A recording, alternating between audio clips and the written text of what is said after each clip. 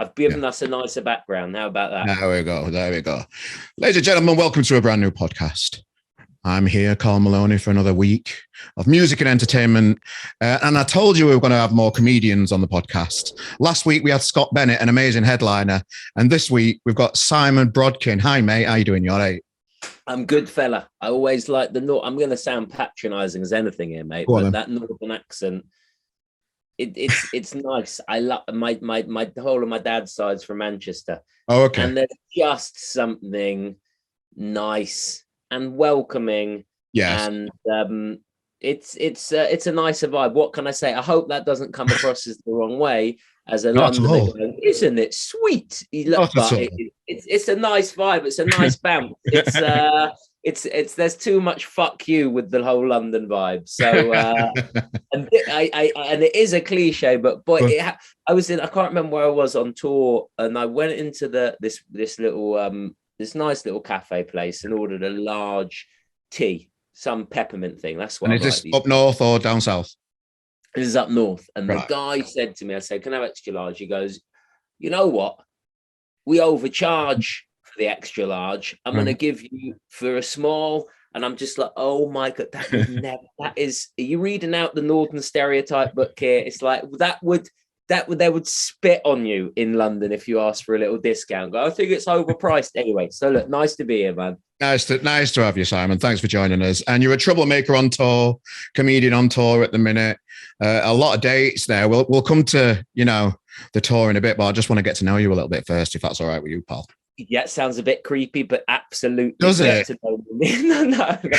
Only because you're in your bedroom. I think you've got the wallpaper behind you. And I'm going to get to know you a little bit. But I felt like I was being. Yeah, you're the first honest person to have said that to me. So it's got a slight groomy ring to it, probably because we're online and not in person. Well, I'm from Sheffield originally, and I've moved to Manchester, and I think the accent's merging a little bit. I'm not sure if I'm too happy. A little bit. I was in Manchester. I studied up in Manchester. I lived in Manchester for years. Okay. So yeah. Sorry, mate. I'm interrupting. This is all getting to know you, Seth. This is all us getting to know you, mate. This is all us getting to know you. So I've always wanted more comedians on the podcast because we generally do music and that kind of stuff. But I did stand up for a year myself back in the day. Oh, did you? I didn't personally take to it. I didn't work hard enough on the material and realize how much of a fucking hard graft it is to get anywhere in comedy and how much commitment you have to it. When did you first realize that that's the path for you? When did you first realize you had to work harder on your material? It was the interval of the first date of the tour. No, it is. What's funny about stand-up is it's a little bit like watching an Olympic athlete do gymnastics. Yeah. Because it's insanely hard to do, but the whole time you're doing it, it has to come across as looking effortless. Yeah. Because it needs to be like a conversation. It needs to be like there's a bloke just chatting. I think that's why hecklers just think they'll just shout stuff, because it just feels like there's a bloke talking. And it is amazing. I've sort of fallen in love with stand-up over the past couple of years because I always did characters. Lee Nelson, the South London. He doesn't have a lot of time for Northerners, but or Jason Bentley, the footballer. Yeah. But and it is stand-up, but it's sort of halfway between stand-up and sketch writing and comedy writing. And sketch comedy writing. But when you're doing stand-up as yourself, which is what this Troublemaker Tour is, it's Simon Brodkin, Troublemaker. It's the first time I'm getting out the characters, talking about real things, doing proper stand-up.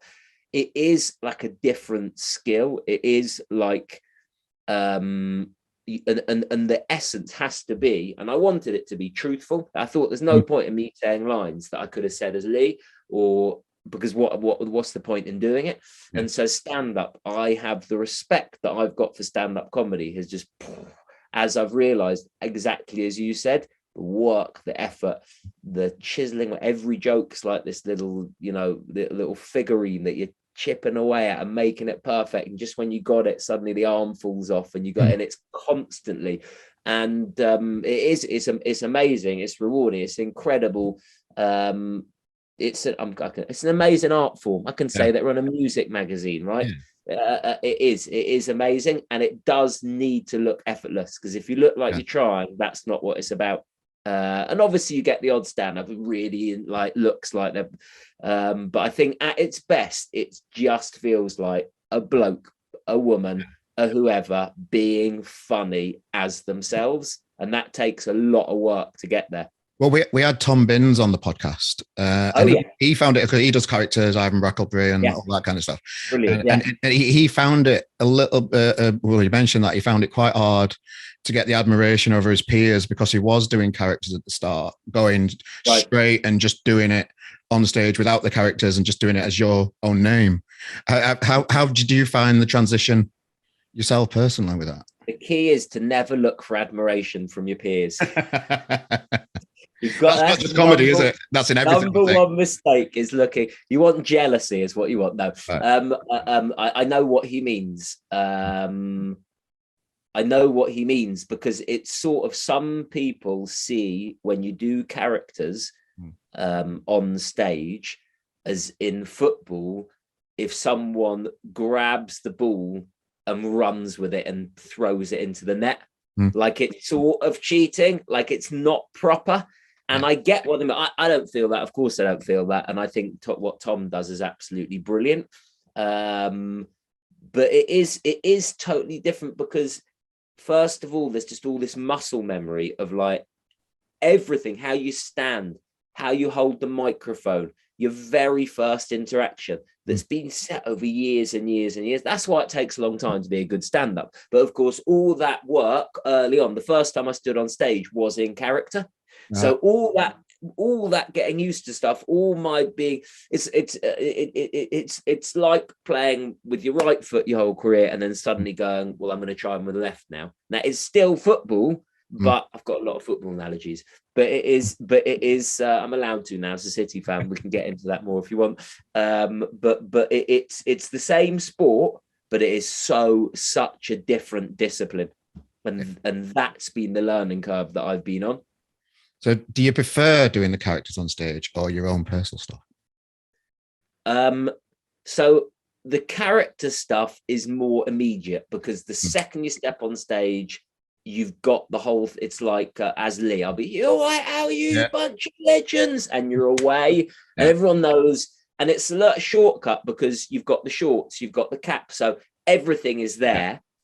When you do stand up, it's more, it's like it's instead of takeaway pizza, it's a 5-course, different flavors. It takes a little more getting used to, but the rewards are greater, because I can make a connection. I'm talking about real things. Like I'm talking about genuinely the time that my wife went away and I realized that she's done all the childcare for the past 10 years, right?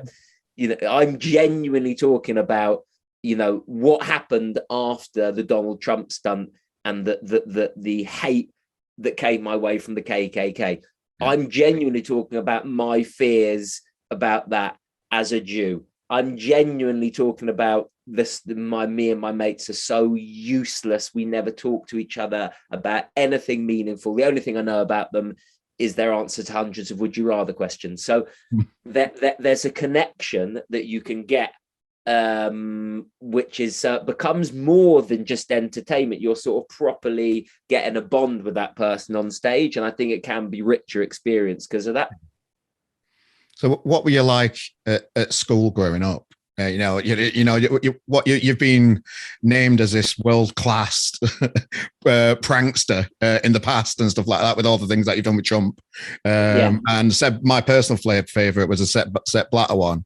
I just think that iconic picture of him with the money flying all over him was just iconic, and just, you know, it did more than what anybody could say just that image of him just being surrounded by money, and everybody's got their opinions on Sepp Blatter and football and the evil stuff that goes on in the tower, in the ivory towers, and all that kind of stuff around it. So thank you, mate. Yeah, it was a fun day at the office. Yeah, I can imagine. Well, it's going to come from a brave place, and that must come from. Were you brave at school? Were you a nightmare? Were you the kid at the back of the school? I was a bit of a nightmare at school. I was doing the pranks then. Look, it was as any comedian. How you talk about some comedian, you'd be like, and some people would just be like, he is the greatest thing ever. And the people who don't like him don't just go, I don't think so. They go, how can you possibly find him funny? I hate him. And that's the weird thing that stand-up does more than anything else, I think. But I'd be willing to hear other art forms and say if they do. But stand-up has this visceral feel. If you love them, you love them. And if you don't, you just think, what are they doing? Because if someone's unfunny in your eyes, then they're standing there talking in the mic, just like, shut up. And I think I sadly had that response from most people in my class, from absolute legend, we get this guy makes our class, to the people who are like, we cannot stand being with this person. We want to actively go about trying to change our class for next year. So I split the crowd even then. I think, unfortunately, the legend crowd was probably, we're looking at 30% versus the sort of 60% he's really getting on our nerves. Yeah. Has that ever bothered you, splitting the crowd in that way? Yes, but I think so what is been interesting is, first of all, finding out recently that I've had a diagnosis of ADHD. Right. Okay. And an actual diagnosis, not when the people are, I think I'm a bit ADHD, and realizing that a lot of it comes from that inattention. And now it's dealt with totally different at school. My wife's a teacher, so it's all helpful. And mine too. Back in the day, say again. Mine too. Yeah. There we go. Entertainers, we need someone who's got patience, right? Yes. So realizing a lot of it came from that, and splitting the crowd, which is what you were asking me about. I think the more you're comfortable with that, the better you are as a performer, as an artist. And I think that's something I'm wanting to care. It's easy to say because everyone cares. Let's be honest. We all have a degree of, if everyone's booing, we're going to care. It's never everyone, but I think the more you can ditch that, because it's a load of shit, isn't it? Of course no one's going to like us. Of course no one's going to like us personally, let alone professionally. And to strive to get that, which I've definitely been guilty of, is stupid, because there's never going to be a point where everyone's going to like you anyway. So fucking get on with what you want to do. And the people who are going to like you, and the people who aren't. But it's letting those negativities not affect you, which I think, as a sensitive person, is hard. And I think it's harder and harder in now because of social media, because there will be everyone's opinion. Who cares about these people? That, and I don't mean that in a disparaging way. Everyone's got a right to an opinion, but to start giving their opinion more precedent and more importance than it should be, which obviously happens. Because let's say underneath someone wrote, Michael McIntyre wrote, "Great joke, mate," right? And then underneath that, some bloke with 3 followers wrote, "You're a fucking whatever." Weirdly, why? There's something obviously about being a human that it's almost like, oh my God, that bloke just, it's like, it's ridiculous, but you care. And I think losing that makes you a better creative, a better artist. And it's something all of us could do with ditching. And I think the balance of social media at the moment has got it just so wrong. I don't know what can be done to freedom of speech, blah, blah, blah. But I don't get where hate became the currency, and where displaying your your disdain for something became like a badge of honor. Project Fear sells. It makes people click stuff when they see something that they're scared of, and there's too much of that in the world. And I think it's why I love doing podcasts so much, because everybody's making a decision on cancelling people within seeing a 3 second, 5 second, a minute clip of Jimmy Carr saying what he said the other day. Yeah. If you watch the full comedy bit that he did, he starts off saying, this is, we're a cheeky wink, saying this one's going to get me cancelled. It's right. Well, the whole bit is well thought of and produced, and was there to challenge some people's mindsets around cancel culture and that kind of stuff in the cleverest way that you can do it, by just staring them straight in the face and doing it straight to them. I'm not wording this very well, but I know what you mean. I think what you're trying to say is what the joy of a podcast is. You get room to breathe, you get room to talk, you get to really get to know someone and what someone's about. And it's a nice change from that social media of people being outraged by something that by 44 characters on a tweet.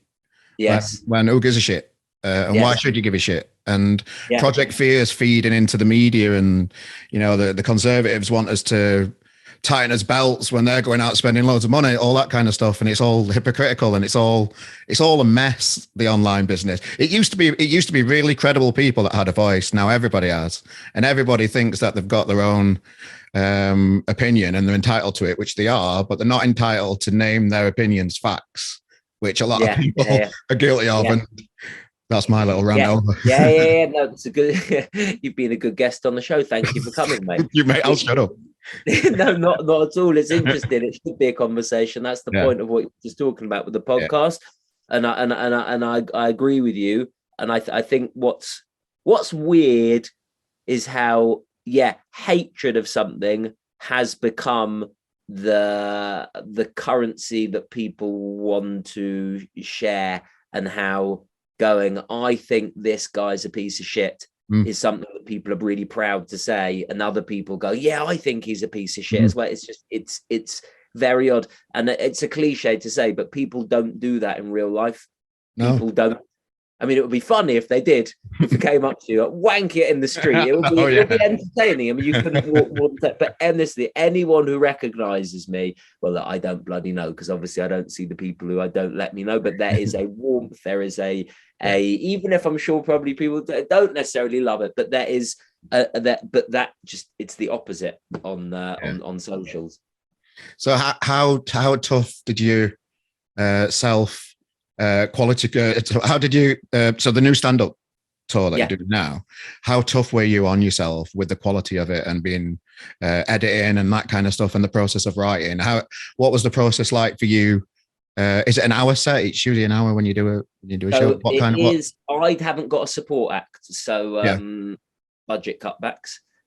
Also, I like having that interplay with the audience straight away, and having that little breaking the ice with them. I mean, having a support is great, and it sort of elevates you to a sort of higher status when you do come on. But I'm keeping it raw, keeping it simple for this. It's 2 hours, so it's about, what is it? Wow. It's about 30. Well, it's about 35, 45 or 35, 50, that sort of thing, right? Yeah. Interval, you got to entertain yourself. Sorry, 20 minutes. You got to blumber in. So and you'll struggle to get him back from barring Rotherham, mate, when you let him go sit bar in 20 minutes. You're gonna I got their ticket money. I'm fine. If you want to stay, stay. If not, forget about it. Really, the bar that has been set more by the person who I've been writing with. I want it to be because I'm writing with this guy called Luke Toulson, and he is sort of my my Mr. Miyagi. In Karate Kid, he's going, you wax on, wax on, wax off. I'm going, really? Is it going to help? I mean, I'm waxing his testicles. He's telling me this is part of the process, but I am paying this. I don't know. So, but yeah, he is a connoisseur of stand-up. He is a lover of the art form like no one I've ever met, and he is constantly trying to push me to go, that's hack. That's just a dick joke. Why are you saying that? Why you need to leave that there? It's just, it's been it's tough love because he actually used to be a teacher. Right. So there's already a tension there between the person who got suspended from school and the person who needed to keep control of the class. But he has been the sort of person who's been trying to remind me of what needs to be done and what should be the standard for someone who's trying to be, very good at this at stand-up. It was without him, I'll be coming wiggling my dick about, pay. Well, first 20 minutes hard. Just 20 minutes. Look, everyone. Hey! Luke's not here. Hey! So and there is I have an immaturity, I have a and a silliness and to me, which is great, but it needs to be something that is bringing something to the party. It's going to be a dick joke. It needs to be a damn good dick joke. Yeah, that's the sort of person I'm working with, eh? So how long did it take to write and prepare? Did you do the smaller clubs and, testing it? Did you go down that kind of route? The hard work that you were talking about earlier. Yeah. That you need to work it and work it and work it. Club after club after club. Tonight, because I'm already starting working on some new stuff, because this tour is now set and there's nothing more thrilling for a stand-up than writing new. I don't know whether it's the same for musicians in a band, but that's new where you think, is this going to be good? And I guess what's interesting with comedy as opposed to music, you instantly get an answer. Yeah. Whereas with the music, you can do it again. It's musicians get easy. I've got to get this off my chest. They go out, they just play their same song, bring it on year after year. If we do the same joke, we get booed off. If they don't do the same song, they get booed off. Anyway. That is a weird. That's the main difference between music and comedy, isn't it? Fascinating, isn't it? Familiarity is what people want, whereas the joke is the art of the surprise. They get it easy, mate. Oh. You got to work up. I don't know exactly how long, and also it changed after COVID because there was this big hiatus and some of the stuff just didn't make sense anymore. And that's the other thing about stand-up. It just has to be right for that time, for that moment. Who is, suddenly the things just didn't feel right. It just didn't have that sense. And you have to talk about COVID, but you don't want to do it too much. I'm referencing it, but I'm not going overboard because everyone's a bit bored of it, but equally, if you don't even say anything about it, it's like, what? Where's he been? So that's it. So Troublemaker on tour. So where did the name come from then? Yeah, the first name of your first tour is always a tricky one. Yes. Troublemaker just seemed to be the thread that ran through the whole thing, because whatever I was talking about, from early life to stunts to being a parent to hanging out with my mates, there was a common theme of being a troublemaker across the whole thing. And so that just seemed to encapsulate everything. And I think it probably does encapsulate everything I've ever done and maybe ever will do. Troublemaker's probably more gentle terms instead of what the CIA were calling me when I hurled Nazi golf balls around the president of I watched America. That earlier again today just to remind myself how brilliant that was. Oh, thank you, mate. Yeah, he's a troublemaker, that's for sure. No, I think a fucking criminal was probably what was going through their mind. But so that was the thing that carried the sort of that cross-pollinated the whole thing. Yeah, and who doesn't want to see a show called Troublemaker? And what a massive tour it is. Within this podcast, I'm going to put a link to your ticket. So, thanks, so people can grab a ticket. Just for example, you've got Rotherham on the 19th. Rotherham. 20th. Rotherham. That's a new show in Rotherham. Yeah, that's not an extra show. Yeah, I mean, it's an extra show, but some towns I'm going back to. Rotherham, hands up, held back from going there the first time. My loss, coming back there now. Coming to there now. The birthplace of my grandparents. They'll like you there. They're down to earth. They like they like a real conversation. They're sick of all the bollocks going out in the world. I think they'll really enjoy how honest and just how hardworking you are on this tour. I think they'll really enjoy how hard you work as a comedian, and I've seen little clips of your tour as well. And I just think it'll work well in Rotherham. And Great, why man. not buy a I'll ticket? be there going, he's got a brilliant work ethic. Brilliant. There's loads of jokes, and that's one thing to emphasize. It's obviously I've talked pretentious bollocks. It's funny. That's the main thing you got to do as a comedian, and it's funny.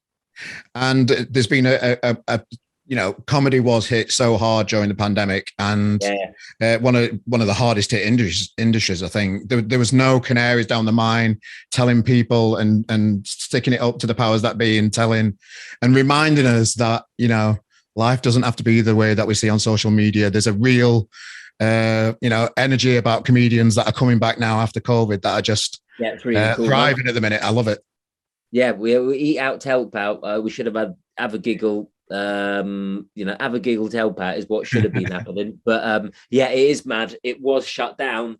As one comic said, stand-up comedy was illegal. That's pretty mad. And it was shut in the house. I had to get to know my kids, which was nice. But it was a shut shop, and now it's all happening back on. So actually Omicron's been all right to me, because it started up just as the first leg was ending, and now thank fuck it's fading just as the second leg is beginning. So cheers, Omicron. I don't know whether they're following the podcast. Well, thanks for joining us on the podcast today. Very brave. I love how brave you are. Just revisiting your stunts and stuff just over the years has brought entertainment to millions of people. Now you're treading the boards doing your stand up. Get your send a ticket. Everybody, there's a link in this podcast. Simon, mate, really appreciate your time, and enjoy the rest of your night. Where else am I come, though? I've got Rotherham, and where else is there? Next few after that, you've got Scunthorpe on the 20th, Liverpool 23rd, 24th, Ipswich, and then it just goes on pretty much the whole country, mate. Bring it on, mate. Thanks again. Enjoy the rest of your night. Pleasure.